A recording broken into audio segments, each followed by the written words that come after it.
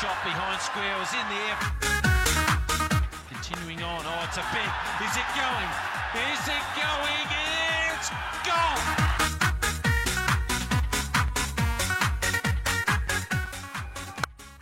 Sangers is trying to make it disappear, he can't! Yeah! Oh, he's got another one! Shut up, superstar Khan!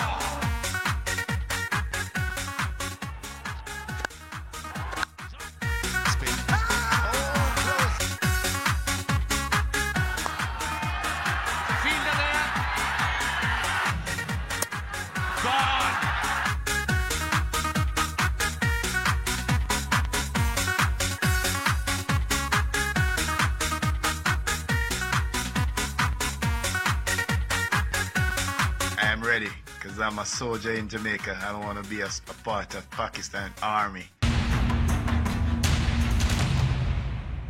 अस्सलाम वालेकुम। दूसरा रुख के साथ मैं हूं सैयद समर अब्बास। नाजरीन, PSL के शानदार इनेकाद को पाकिस्तान के लिए बड़ी कामयाबी करार दिया जा रहा है।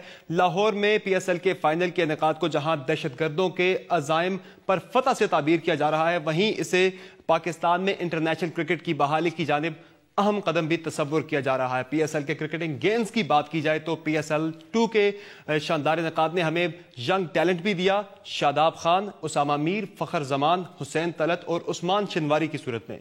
दूसरी जानिब कामरान अकमल और अहमद शहजाद की भी तवील अरसे बाद कौमी टीम के कैंप में इनकी वापसी हुई है और जो नौजवान क्रिकेटर्स इनकी हमने बात की, इन्हें भी इस कैंप में शामिल किया गया है और इम्कान है कि इनमें से अक्सर प्लेयर्स को दौरा वेस्ट इंडीज़ के लिए कौमी टीम में सेलेक्ट भी किया जा सकता है। PSL के कामयाब इनेकाद ने हमें और इसके लाहौर में इनेकाद ने पाकिस्तान क्रिकेट को क्या दिया, इस पर बात करेंगे। आज के शो में हमारे साथ मौजूद हैं नजम सेठी साहब, PSL के चेयरमैन हैं और PCB की कमेटी के भी चेयरमैन हैं, और हम आगे चल के कामरान अकमल से और सलमान भट्ट से भी बात करेंगे। बहुत शुक्रिया सेठी साहब हमें शो में ज्वाइन करने के लिए। सेठी साहब, PSL के 3 मेजर क्रिकेटिंग गेम्स की बात की जाए तो आपकी नजर में क्या है? थैंक यू जी। पहला तो आपने खुद ही जिक्र कर दिया कि PSL ने आपको 5-6 नए खिलाड़ी दे दिए। ऑनेस्टली जबरदस्त खिलाड़ी, इनको मौका मिलना चाहिए। ये है आपके फ्यूचर के लीडर्स। मेरी पूरी उम्मीद है कि हमारे सिलेक्टर्स इनको इग्नोर नहीं करेंगे। अब हमारी टीम जा रही है वेस्ट इंडीज, हम दुआ करते हैं कि सिलेक्टर्स इनको भी मौका दें, क्योंकि अब हमने टीम बनानी है आगे की। इससे बुरी हालात हमारे नहीं हो सकते जो इस वक्त थे। तो टैलेंट जो है वो PSL ने आपको दिया है, अब इनको ट्राई करें। तो पहली बात तो आपने खुद ही कर दी। दूसरी बात ये है कि लोग कहते थे, और ये भी जो आपने बात की ये सही है, लोग कहते थे कि कौन सा टैलेंट नहीं आएगा, कुछ भी नहीं आएगा, ये तो फॉरेन प्लेयर्स ही होंगे। एहसास नहीं था कि जब फॉरेन प्लेयर्स के साथ हमारे नौजवान लड़के खेलते हैं तो बहुत कुछ सीखते हैं और फिर वो दिखाते हैं कि उनमें क्या कुव्वत है और क्या उनकी कामयाबी है और कैसे वो करते हैं। तो ये बहुत कुछ सीखा जाता है इस किस्म के टूर्नामेंट्स में। तो वही हुआ। नंबर 2 कहते थे जी कि कौन आएगा यहाँ, कोई भी नहीं आएगा। आपको पता है जिस दिन PSL खत्म हुआ उसके अगले दिन ही ICC की तरफ से, जायज क्लार्क ने की तरफ से, इंडियन क्रिकेट बोर्ड की तरफ से अनाउंसमेंट आ गई कि वो सितंबर में एक इंटरनेशनल प्लेयर्स की टीम लाना चाह रहे हैं। अब मैं जा रहा हूँ जायज क्लार्क से मिलने। ICC की मीटिंग हो रही है दुबई में अप्रैल में, हम वहाँ मिलेंगे। वहाँ सब ICC के बोर्ड मेंबर्स आए होंगे, डायरेक्टर्स आए होंगे। मैं बैठ के इंशाल्लाह जायज क्लार्क और भी जो हैं सारे मुल्कों के जो हेड्स हैं उनसे बात करेंगे। विल ट्राई एंड टेल जायज Clarke to pick a good team, ताकि यहाँ ये ना कह सकें कि जी फिर आपको पता ही है यहाँ किस किस्म के लोग बैठे हैं, फिर ना हमारे जो जिनको हम वेलकम करेंगे उनकी इंसल्ट ना हो जाए। तो हमारी पूरी कोशिश होगी कि अच्छी टीम आए और आपको अच्छे मैचेस हों। और उसके बाद मैं आपको यकीन दिलाता हूँ कि मैं ऑलरेडी इन टॉक्स में था, नेगोशिएशंस में था वेस्ट इंडीज के साथ, और उन्होंने ऑलमोस्ट एग्री कर लिया था कि 17 तारीख मार्च को वो 2 मैच उनकी यहाँ आके लाहौर में खेलेंगे। फिर उसके बाद वो हादसा हो गया जो आपको पता ही है। उसके बाद वो डर गए। फिर उन्होंने फीका से पूछा, फीका ने कहा नहीं। तो मैंने कहा कि भाई फीका के बंदे को लाहौर भेज दो, हम उनको सब बात सिखाते हैं, दिखाते हैं, वो मुतमईन हो करके भेजते हैं। मगर फिर भी रजामंद नहीं थे। फिर उन्होंने कहा अच्छा जी आप लाहौर का फाइनल करके दिखाएं, फिर आपसे बात करेंगे। अब हमने लाहौर का फाइनल कर भी दिया और फीका के सिक्योरिटी एक्सपर्ट भी लाहौर से हो गए हैं, और जो मेरी अंदर की खबरें हैं वो अच्छी रिपोर्ट लेके गए। अच्छा, आपने शायद इंटरव्यूज पढ़े होंगे 1-2 ब्रिटिश प्लेयर्स के जिन्होंने कोट किया। बिल्कुल, बहुत ज्यादा सेटिस्फेक्शन का इजहार किया। बिल्कुल। तो मैं समझता हूँ कि इंशाल्लाह वो भी वादा हम निभाएंगे, हम इंटरनेशनल क्रिकेट को लाएंगे वापस, और सितंबर में पहला उसका दूसरा कदम होगा, और उसके बाद अब तीसरा और चौथा आप खुद ही देखेंगे ये साल। यानी सेठी साहब हम ये कह सकते हैं कि पाकिस्तान में इंटरनेशनल क्रिकेट के दरवाजे मुकम्मल नहीं खुले तो आधा दरवाजा खुल गया PSL 2 के लाहौर में फाइनल के इनेकाद। ये आधा खुला या क्वार्टर खुला, देखिए खिड़की तो खुली गई है, अब खिड़की के बाद क्या एक और खिड़की खुलेगी, फिर दरवाजा खुलेगा, या तो ये सब डिपेंड करता है ना बहुत सी चीजों पे। अब हमारे यहाँ भी तो हमारी बहादुर अफवाज ने और हमारी प्रोविंशियल और फेडरल गवर्नमेंट ने मिलकर टेररिज्म का खात्मा का एक इरादा कर लिया है। तो अब देखिए जैसे जैसे टेररिज्म खत्म होती है तो गुड न्यूज तो दुनिया में फैलती है। अब आप देखिए ऑलरेडी इकोनॉमी के बारे में अच्छी खबरें आ रही, बिजनेस कम्युनिटी खुश हो रही है, स्टॉक मार्केट बढ़ रही है। तो ये सारी चीजें जो है ना ये साथ साथ चलती है, तो दो हाथ से ताली बजती है। एक तरफ खौफ की जो एनवायरनमेंट है वो खत्म हो, दूसरी तरफ आहिस्ता आहिस्ता फॉरेन क्रिकेटर्स यहाँ से आए जाएं और अच्छी खबरें लाएं, और फिर पूरी टीमें आनी शुरू हो जाएंगी। तो ये मैं समझता हूँ कि ये सिलसिला चलता रहा, अप्स एंड डाउन्स तो होते हैं मगर एक तसलसल चलता रहा। कतर के अमीर ने जो एक ख्वाहिश का इजहार किया है पाकिस्तानी आर्मी चीफ से, उन्होंने एक कन्वे किया, रिक्वेस्ट किया कि कतर में जो वर्ल्ड कप हो रहा है फुटबॉल का, वहां पे भी पाकिस्तान आर्मी सिक्योरिटी दे। तो इसे भी आप PSL के गेंद में से एक गेंद शुमार करते हैं? पाकिस्तान के लिए एजाज है? देखिए इससे पहले आपने देखा होगा कि डेविस कप वालों ने फैसला किया था कि वो भी एक मैच, डेविस कप के जो पाकिस्तान मैचेस हैं वहीं खेलेंगे, आपको याद होगा। तो मैं ये समझता हूँ दीज आर स्मॉल स्टेप्स।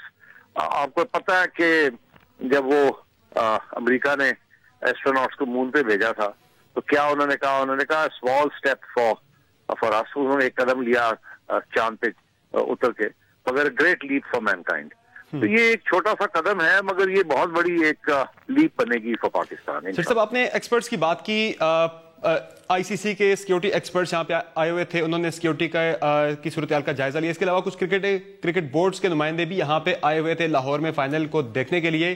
तो ICC का तो आपने जिस तरह बताया कि सितंबर में वर्ल्ड 11 जहाँ पे आ रही खेलने के लिए, दीगर क्रिकेट बोर्ड्स के जो नुमाइंदे आए थे उनकी तरफ से क्या फीडबैक आया है? उन्होंने जाके अपने बोर्ड्स को रिपोर्टें दी हैं, फीका ने एक रिपोर्ट लिख रहे हैं, तो मैं समझता हूँ कि अगले 2-3 माह में आपको ये सब बातें को जवाब मिल जाएगा।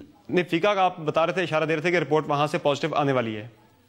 जी मेरा ख्याल है सभी पॉजिटिव देंगे, यहाँ से तो बड़े खुश गए। इसके अलावा सेठी साहब वर्ल्ड 11 तो आएगी सितंबर में, लेकिन बायलैटरल सीरीज इससे अगला कदम बनता है पाकिस्तान में इंटरनेशनल क्रिकेट की बहाली की जानिब। तो कोई बायलैटरल सीरीज का भी हम कोई ये क्या तवक्को रखें कि दूर है ये मरहला, या फिर इसी साल हम एक्सपेक्ट कर सकते हैं इस सिलसिले में कोई मेजर डेवलपमेंट? देखिए बायलैटरल सीरीज तो 8 साल के लिए फिक्स्ड है। आप तो खुद ही जानते हैं कि ICC में जो बायलैटरल सीरीज होती है, ICC के फिक्सचर्स भी और बायलैटरल भी हम 6 से 8 साल के लिए फिक्स हो जाते हैं। वो तो ऑलरेडी फिक्स्ड है। इनफैक्ट अगले साल हमारी बहुत सी कम होम सीरीज है। हमें इनफैक्ट थोड़ी सी दुश्वारी थी क्योंकि जब जितनी कम होम सीरीज होती है उतने कम पैसे हम कमाते हैं। तो हमारे CFO मुझे कह रहे थे सेठी साहब कुछ करें, बड़ी कम सीरीज है हमारी, 1-2 ही हैं और इससे तो पैसे नहीं बनेंगे, तो कुछ करें। तो मैंने कहा यार बस इंतजार करो, कुछ करते हैं, भाग दौड़ करते हैं, थोड़ी सी इसको रिवाइज करते हैं। जो हमारी बांग्लादेश से बात चल रही थी और वेस्ट इंडीज की भी बात चल रही थी, उनके पाकिस्तान आने से मुताल्लिक फीका ने आके बीच में एक रिपोर्ट दे दी थी नेगेटिव, जिसके बाद वो मामला खराब हुआ। लेकिन अब क्या कोई चांसेस हैं इस सिलसिले में कोई डेवलपमेंट के फर्दर? नहीं, ये देखिए अभी मैं आहिस्ता आहिस्ता बढ़ेंगे। अभी तो हमारे फिक्स्ड हैं सब फिक्सचर्स। अगर कुछ हुआ तो या तो उनके बाहर होगा, आउटसाइड डोर्स को नए फिक्सचर्स बनाएंगे, या जिन लोगों ने आना है उनको कन्विंस करने की कोशिश करेंगे। तो आप थोड़ा सा मौका दीजिए, इंशाल्लाह आपको अच्छी खबरें देंगे। तो सेठी साहब इससे ICC के इवेंट से हट के बात कीजिए। आपने जरा बताया कि वो इवेंट्स हमारे फिक्स हैं, लेकिन जिस तरह से पेशावर ज़ल्मी के जो मालिक हैं जावेद अफरीदी साहब, उन्हें अफगानिस्तान से उनसे रब्ता किया गया और हुकूमत की जानिब से यह ख्वाहिश का इजहार किया गया कि पेशावर ज़ल्मी की टीम जाके अफगानिस्तान की टीम से खेले काबुल में, और गालिबन जून में पेशावर ज़ल्मी की टीम काबुल जा भी रही है। तो क्या उनसे भी आप कहेंगे कि वो रेसिप्रोकेट करें? गो के हमारे ताल्लुकात इतने ज़्यादा अच्छे नहीं है, लेकिन क्रिकेट डिप्लोमेसी यहाँ पे चल सकती है क्या? देखिए अफगानिस्तान की टीम तो मेरा ख्याल है आपस की बात है, वो तो जब हम उनको दावत देंगे वो आ ही जाएंगे। मगर क्या आप समझते हैं कि अफगानिस्तान की टीम हमारी फुल फ्लैश टीम के साथ खेले? क्या आप उसको तस्लीम करेंगे कि ये फॉरेन टीम आई है? मेरा ख्याल है आप लोग फिर छोटी मोटी तनकीद करनी शुरू कर देंगे। नहीं, जो PSL की टीमें इनके साथ, जिसका पेशावर ज़ल्मी जा रही है, तो इनके साथ वो रेसिप्रोकेट कर लें। तो ऐसे है कि ये ज़ल्मी की जो इनिशिएटिव है ये प्राइवेट सेक्टर इनिशिएटिव है, इसका PCB के साथ ताल्लुक नहीं है। अलबत्ता जाहिर है हमसे इजाजत तो देनी पड़ेगी, क्योंकि PSL की ये फ्रेंचाइज है और नाम जो है वो उसकी मलकियत PCB की है। मगर हम तो हमेशा सपोर्ट करेंगे जिसकी कोई भी ऐसी चीज डेवलपमेंट हो जिसके साथ क्रिकेटिंग टाइज बढ़े। अफगानिस्तान को बुलाने में कोई दुश्वारी नहीं है। अगर आप समझते हैं कि अफगानिस्तान को बुला लिया जाए तो जाहिर है इसको हम कंसिडर कर सकते हैं, कोई इश्यू नहीं है। सर साहब, एक लास्ट क्वेश्चन, PSL 3 की बात की जाए तो क्या प्रोमिसेस लेके आ रही है PSL 3 हमारे लिए? क्या एक्सपेक्ट किया जाए? कुछ टीमें भी उसमें ऐड की जा रही हैं, और मैचेस की बात की जाए तो पाकिस्तान में कितने ज्यादा मैचेस हम देख सकते हैं PSL 3 के? ये एक तो पक्की बात है, दूसरा वादा जो कि निभाने की कोशिश करेंगे। पक्की बात क्या है? पक्की बात तो ये है कि छठी टीम आ रही है। ये देखिए पिछले साल भी मेरी कोशिश थी कि आ जाए, मगर क्योंकि जो हमने कॉन्ट्रैक्ट्स लिखे हुए फ्रेंचाइजीज में, हमने उनको वादा किया था कि पहले 2 साल में छठी टीम नहीं आई। ये कश्मीर की टीम आ रही है जी, कश्मीर की टीम आ रही है गलबन इसमें? नहीं, मुझे बात करने दीजिए। दिल तो बड़ा करता है, मगर बात यह है कि जी ये फैसला भी बोर्ड ऑफ गवर्नर्स करेगा। अभी इसके ऊपर डिस्कशन नहीं हुई कौन सी टीम आएगी कौन सी नहीं आएगी। इससे बड़े इश्यूज हैं।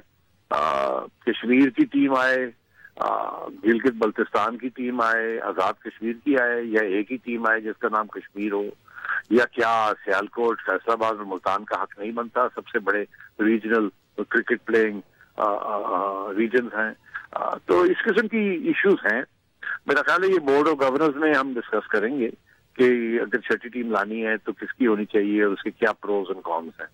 और याद रहे कि अगर कश्मीर की बात होती है तो फिर तो जाहिर है कि उसमें कंसल्टेशन तो फॉरेन ऑफिस से और गवर्नमेंट से करनी पड़ेगी।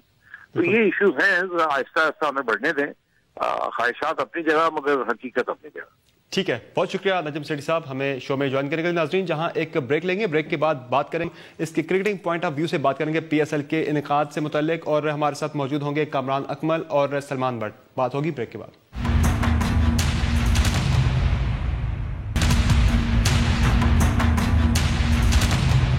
Welcome back. बात हो रही है पाकिस्तान सुपर लीग के क्रिकेटिंग गेम्स की, और हमारे साथ अब मौजूद हैं कामरान अकमल, जो कि पाकिस्तान सुपर लीग के सेकंड एडिशन के मैन ऑफ द टूर्नामेंट करार पाए, और पेशावर ज़ल्मी की जानिब से इन्होंने टूर्नामेंट की वाहिद सेंचुरी भी स्कोर की। और हमारे साथ सलमान बट साहब भी मौजूद हैं, टेस्ट क्रिकेटर हैं और साबिक कप्तान भी हैं पाकिस्तान क्रिकेट टीम के। बहुत शुक्रिया सलमान और कामरान, आप दोनों का हमें शो में ज्वाइन करने के लिए। कामरान, पहले आपसे बात करेंगे। आपने पेशावर ज़ल्मी की तरफ से सेंचुरी स्कोर की टूर्नामेंट की वाहिद, और वो बड़ा डिसाइसिव मैच था जिसमें आप टीम को फाइनल तक ले गए, और इसके अलावा man of the tournament, best player of the final match और best wicket keeper of the tournament. तो कितना ज़्यादा एक ये डिसाइसिव फैक्टर था और एक टर्न अराउंड समझते हैं आप इसे अपने कैरियर में, जो कि आपकी वापसी बड़ी मुश्किल हो रही थी कौमी टीम में? बिस्मिल्लाह, डेफिनेटली PSL आपको पता है कि ऐसा हमारा पाकिस्तान की सुपर लीग है, इसमें जो भी परफॉर्म करता है वो डेफिनेटली नज़रों में भी आता है, फिर टेलीवाइज हो रहा होता है, दुनिया देख रही होती है।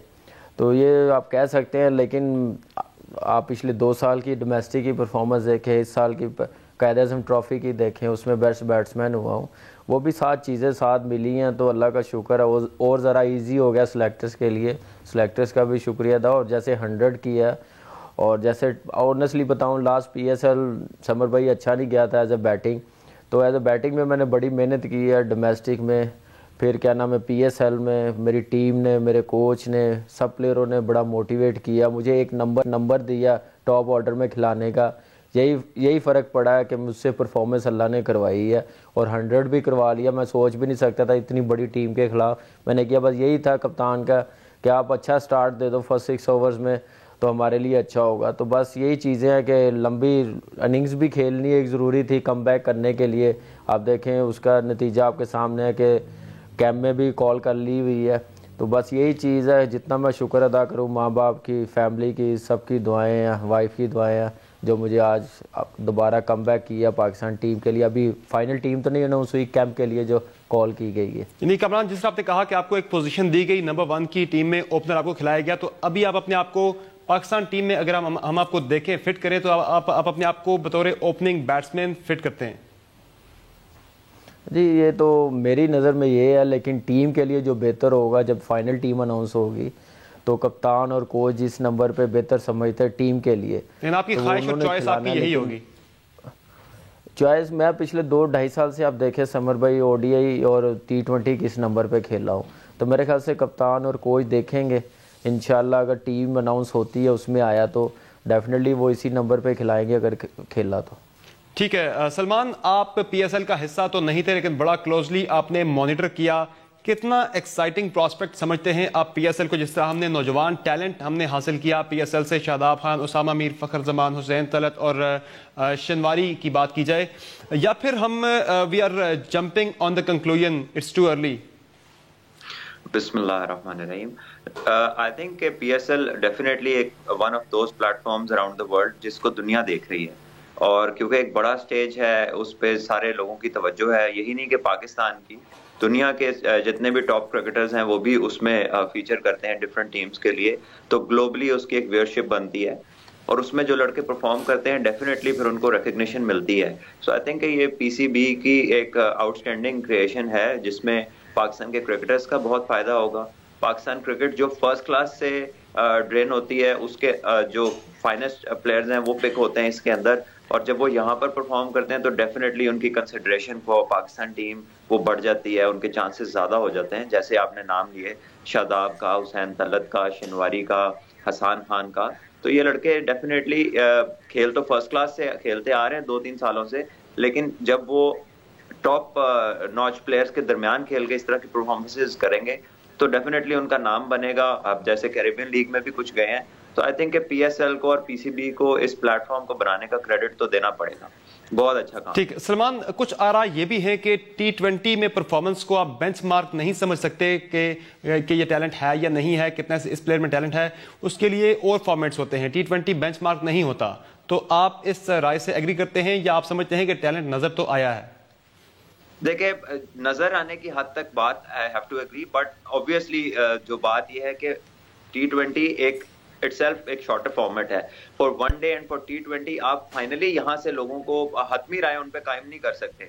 टैलेंट नजर आना और चीज है, लेकिन आई थिंक सबसे इंपॉर्टेंट जो टेस्ट होता है वो फर्स्ट क्लास क्रिकेट का टेस्ट होता है, जहां से आप फाइनली वेरीफाई होती है क्रिकेटर पे एक जो ना एक अच्छा प्लेयर होने की फुल टेस्टिफिकेशन जो है वो फर्स्ट क्लास क्रिकेट है। सो आई थिंक अनलेस उसमें परफॉर्मेंस हो सोलली जो है PSL की परफॉर्मेंस पे, आप T20 के लिए तो पिक कर सकते हैं, लेकिन for one day and test cricket आपको फर्स्ट क्लास और वनडेज में परफॉर्मेंस देना जरूरी है। सही है, ठीक है, लेकिन यहाँ पे बिल्कुल कुछ एक्सेप्शनल केसेस भी होते हैं डेविड वार्नर की तरह के। यहाँ एक ब्रेक लेंगे नाजरीन, एक ब्रेक शामिल करते हैं, ब्रेक के बाद गुफ्तगू सिलसिला जारी रहेगा। Stay with us.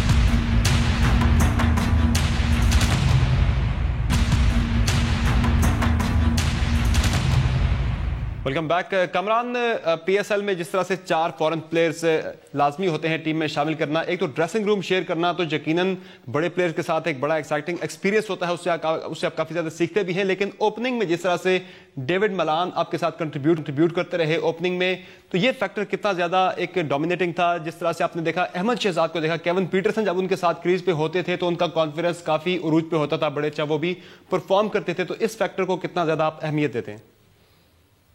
डेफिनेटली एक आई मीन इंटरनेशनल लेवल का प्लेयर साथ हो पार्टनर तो कॉन्फिडेंस तो आता है और टीम का भी फ़ायदा होता है। जैसे डेविड मिलान खेला इस सीज़न, तो मैं कहता हूँ अमेजिंग पार्टनरशिप रही है, अमेजिंग परफॉर्मेंस रही है, हमारा स्टार्ट अच्छा मिलता रहा, जो एक लास्ट ईयर हम लोग मिस कर रहे थे। लास्ट ईयर ये चीज़ नहीं हो रही थी, सिवाय तमीम इकबाल के कोई भी नहीं इतना लंबा स्टार्ट दे रहा था, तो ये चीज़ें हम लोग मिस कर रहे थे। डेविड ने आउटस्टैंडिंग मेरे ख्याल से बैटिंग की है, जितनी भी की है अच्छी पार्टनरशिप हुई है। और जैसे हमारे दूसरे प्लेयर्स थे, मॉर्गन आया बीच में, वो 5 मैच खेल के गया, तमीम आया, साकिब आया, जो भी हमारे प्लेयर्स आए हैं। टीम देखें, जब प्लेयर्स चले जाते हैं ना, कम्बिनेशन बनाना बड़ा मुश्किल होता है, कोच के लिए भी कप्तान के लिए भी। 2 मैच खेले, 3 मैच खेले, फिर खेले, तो मैं कहता हूँ कि इसमें आई मीन मैं ऑनेस्टली बता रहा हूँ, कप्तान को और कोच को बड़ा क्रेडिट जाता है कि फिर हम लोग एक यूनिटी के साथ खेल रहे हैं। हमारा जो भी प्लेयर आता था बड़ा अच्छा कम्बिनेशन बनता था। जॉर्डन देखें, पहले 2 मैच 3 मैच खेला, उसके बाद फिर 4 मैच बाहर बैठा, तो वो आया, उसने फिर इम्पैक्ट डाला बॉलिंग में वहाब के साथ और हसन अली के साथ। फिर मालवन सैमुअल आया, वो आया, उसने आई मीन इतना अच्छा लंबा स्कोर तो नहीं किया, लेकिन उसके एक यूनिटी आई मीन टीम में कम्बिनेशन अच्छा बना हुआ था। तो ये चीज़ें मेरे ख्याल से बड़ी मुश्किल होती हैं। तो हमारे फॉरनर जितने भी आए हैं उन्होंने खेले हैं, लेकिन एज ए हम लोगों को रिस्पॉन्सिबिलिटी हम लोगों ने ली है, जो हमारे लोकल थे, हमारे कोच ने हमें बताया था, जैसे मैं था, हफीज़ था, इन पे बहुत ज़्यादा हम लोगों को कॉन्फिडेंस दिया हुआ था कि ये प्लेयर्स आ जा रहे हैं तो आप अपने पे ज़िम्मेदारी ज़रूर लीजिएगा। लाला को दी हुई थी ज़िम्मेदारी, तो अल्लाह का शुक्र है उस पर हम लोग पूरा उतरे हैं।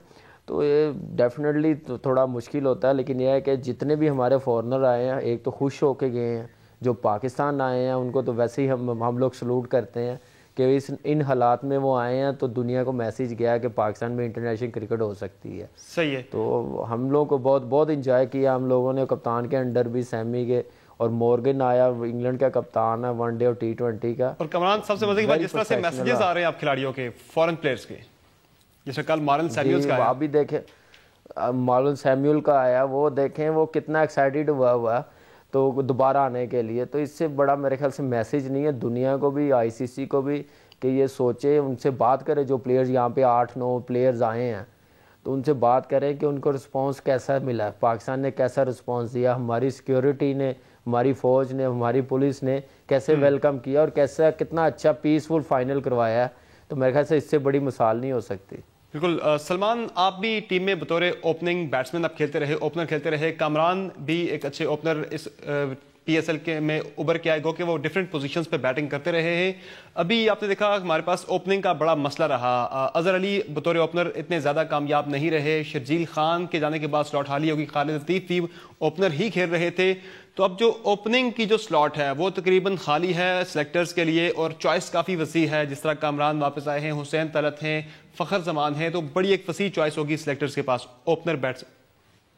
देखें, I think to start with, अगर आप कैंप के प्रोबेबल्स को देखें और डोमेस्टिक की परफॉर्मेंसेस देखें, तो आई थिंक जो कैंप में लड़के सिलेक्ट हुए हैं उनमें से तो डेफिनेटली कामी भाई और अहमद शहजाद ही मोस्ट फेवरेट होंगे to open the innings for Pakistan. बाकी जिन लड़कों का आपने नाम लिया है, हुसैन तलत तो ओपनर है नहीं, वो खेलते हैं मिडिल ऑर्डर में या अपर 1 डाउन 2 डाउन आते हैं उनकी पोजीशन है। फखर जमान भी जो है वो कभी ओपन करता तो कभी नीचे खेलता है, परमानेंटली ओपनिंग पोजीशन पे तो नहीं मैंने उसको देखा। बहरहाल इन सारे लड़कों में से टॉप चॉइसेस जो हैं वो कामरान भाई हैं और साथ में अहमद शहजाद हैं। दोनों की डोमेस्टिक की परफॉर्मेंस भी बहुत अच्छी है, वनडे की भी, और अभी जो PSL की है T20 में वो भी आपने देख ली है। तो it's a clear cut case के इनमें एक्सपीरियंस भी है दोनों के पास और दोनों की फॉर्म भी बाकियों से बेहतर है। वेयर एज आई थिंक बाकी अभी पाकिस्तान के लिए वेल आइडेंटिफाइड लड़के हैं, but to ask them to perform directly into international cricket, I think वो एक बड़ा टॉल आस्क होगी और इतनी जल्दी इतना प्रेशर पे ये ना हो कि आपके हाथ जो टैलेंट आया है वो थोड़ा सा उसमें उनको प्रॉब्लम्स आ जाएं। सही है। सलमान, जिस तरह सुना आपने, मिकी आर्थर ने गुज़िश्ता रोज़ कहा कि अब हमें मॉडर्न क्रिकेट खेलनी होगी, और सरफराज ने भी कुछ ऐसी ही बात की, और कि हमें 300 से ज़ायद हमें जाना होगा, 300 का हिस्सा हमें अबूर करना होगा, 340, 330 इस तरह का स्कोर हमें करना होगा। तो बेसिकली हम लैग कहाँ कर रहे हैं, कहाँ हम लैग करते हैं, वजह क्या है कि हम क्यों आगे नहीं जा पाते मॉडर्न क्रिकेट की जानिब? देखें, मॉडर्न क्रिकेट के लिए आपको अपनी पिचेस को ठीक करना पड़ेगा। हमारी जो पिचेस डोमेस्टिक में है और जिन पिचेस पे हम अपनी क्रिकेट UAE में खेलते हैं वो इतनी स्लो है, और एट टाइम्स अगर उनको जो है वो इतनी वेट होती है कि वहां पे स्ट्रोक प्ले अच्छा नहीं होता। इतनी ज्यादा स्पिन ओरिएंटेड ट्रैक्स के ऊपर स्ट्रोक्स नहीं लगते, और जब तक स्ट्रोक्स नहीं लगेंगे तो आप बड़ा टोटल जो है ना आपके ऊपर होगा, ना आप चेस कर सकेंगे, ना आप सेट कर सकेंगे। सो आई थिंक हमें सबसे ज्यादा अपनी पिचेस पे तवज्जो देने की जरूरत है। अगर हमारी डोमेस्टिक क्रिकेट में रेगुलरली 300 प्लस के स्कोर्स हों और चेज होंगे तो हमारे लड़के उससे इम्यून हो जाएंगे, उनको तरीका आ जाएगा टारगेट सेट करने का, टारगेट को चेज करने का, और अच्छी पिचेस पे बॉलर्स का जोर भी लगेगा तो डेवलप हो गए आपके फास्ट बॉलर्स भी, और स्पिनर्स को भी जो है वो डेथ बॉलिंग आएगी, और उसके अलावा आपके बैट्समैनों को लंबे रन्स करने की आदत पड़ेगी। अगर आप अभी डोमेस्टिक सीजन जो क्लोज हुआ है देखें, हार्डली 3 दफा 300 रन हुए होंगे वनडे में। दुबई में पाकिस्तान जब से वनडे क्रिकेट खेल रहा है हर सीरीज में एक दफा शायद 300 होता होगा, वो भी जिस दिन पिच फ्रेश होती है। तो बाकी दुनिया जो मॉडर्न क्रिकेट खेल रही है ना, उसमें पिचेस का बहुत अमल दखल है। इंडिया में बार बार पूरी 7 मैचों की इंडिया ऑस्ट्रेलिया की सीरीज में आप देखें 3-4 दफा 350 से ऊपर रन हुए। तो ये नहीं है कि वो कोई एक्स्ट्रा ऑर्डिनरी आसमान से उतरे हुए प्लेयर हैं, वो पिचेस के ऊपर ऐसी खेल रहे हैं कि जहां पे स्ट्रोक्स लगते हैं। तो ये मॉडर्न क्रिकेट के साथ कह देना तो मॉडर्न क्रिकेट बड़ा आसान है, लेकिन बताना भी चाहिए कि मॉडर्न क्रिकेट की वजह क्या है इतने रन होने की। और आई थिंक उसकी बेसिक वजह अच्छी पिचेस हैं, वो जब तक नहीं होंगी आप जो मर्जी कर लें, आप वो 300 प्लस वाली, हम लोगों ने कामी भाई बैठे इनसे पूछे 2005 में और 2007 में हम लोग इंडिया गए हैं, 2-3 दफा हमने 300 चेस किया इंडिया को, 2-3 दफा उन्होंने हमें चेस किया है, कोई 10-12 वनडेज हमारे आपस में हुए। तो ये आज से 10-11 साल पहले की और एक 13 साल पहले की सीरीज है। लेकिन अब इतनी फ्रीक्वेंसी इसलिए नहीं है कि इंडिया में बहुत अच्छी बैटिंग पिचेज है, और जहां पाकिस्तान टीम क्रिकेट खेल रही है दुबई में, वहां पे पिचेज उस तरह की अवेलेबल नहीं है कि इतने रन हो सके। ठीक है, ठीक है, बिल्कुल सही है। इस पे हम नकमल की टेक भी लेंगे कि मॉडर्न क्रिकेट की जानिब हम क्यों नहीं जा पा रहे, कंसिस्टेंसी क्यों नहीं है। बात होगी छोटे से ब्रेक के बाद।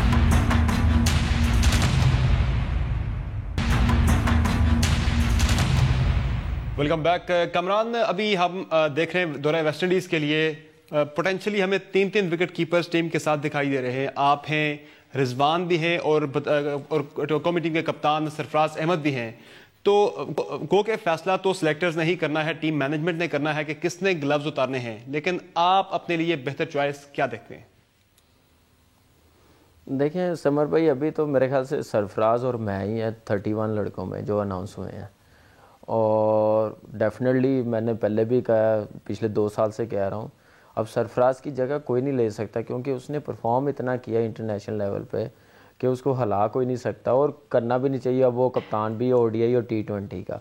जहाँ तक मेरा ताल्लुक है, मुझे डेफिनेटली सिलेक्टर्स ने जब डाला इस कैंप में, तो बैटिंग में माशाल्लाह इतना अल्लाह ने मुझसे परफॉर्म करवाया हुआ था, वो मेरे ख्याल से मेन सिलेक्शन है एज ए बैट्समैन।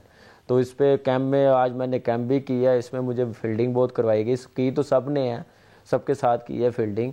तो मुझे यही लग रहा है कि इंशाल्लाह अगर टीम में आया तो एज ए बैट्समैन ही खेलूँगा, और सरफराज को ही एज ए विकेट कीपर खेलना चाहिए, विकेट कीपर बैट्समैन। तो कमरान, कितना मुश्किल होगा, ज़्यादा आपने थ्रू आउट द कैरियर आपने कीपिंग ही की, अब बतौर फील्डर उसमें आना मुश्किल होता है या नहीं? गो कि हमने संगाकारा को भी देखा है, दीगर विकेट कीपर्स को भी हमने देखा है इस तरह से परफॉर्म करते हुए।